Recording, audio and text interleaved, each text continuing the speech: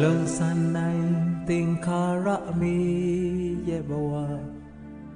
ဒီအချိန်မှာဇရာထောင်းခဲ့ပြီအရွယ်အိုဆံဖြူပြီးသွားကြလို့ဘယင်းရီတွေလဲတွန်းလိုက်ပြီ